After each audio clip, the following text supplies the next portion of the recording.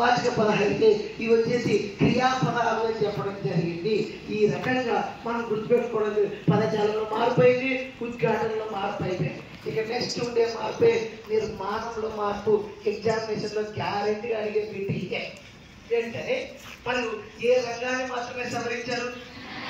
జ్ఞానాత్మక రంగాన్ని మాత్రమే. ఇప్పుడు నిర్మాణంలో మార్పు అన్నప్పుడు అట్లే పెడితే బాగుంటుంది కదా అని అండర్సన్ క్రాఫ్ట్ వాళ్ళు 2001లో ఏం చేశారంటే 2 రంగాలను ఏర్పాటు చేశారు. ఆ 2 రంగాలే, ఒక రంగము జ్ఞానాత్మక రంగము, మరొక రంగము జ్ఞాన రంగము, మరొక రంగము జ్ఞాన రంగం. కాబట్టి ఇక్కడ ఏం చేయడం జరిగింది?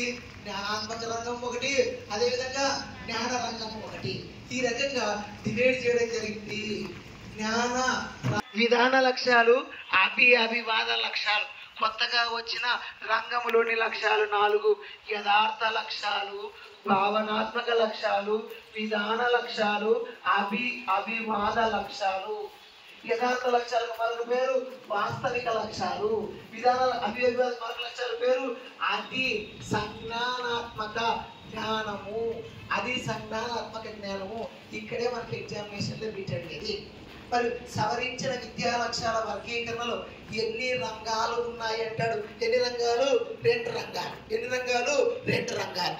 ఎన్ని రంగాలు అంటే 2. ఒకటి ఏమి రంగము? జ్ఞానాత్మక. ఇదేమి రంగం అంటారు? భావనాత్మక కాన్సెప్షనల్ అంటారు. విధానాన్ని ప్రొసీజరల్ అంటారు. అభివాదాన్ని మెటాకాగ్నిటివ్ అంటారు. మెటాకాగ్నిటివ్. రేపు మీకు డిఎస్సిలో అడగబోయేమిటివే. మెటాకాగ్నిటివ్ లక్ష్యము ఏ రంగానికి చెందును?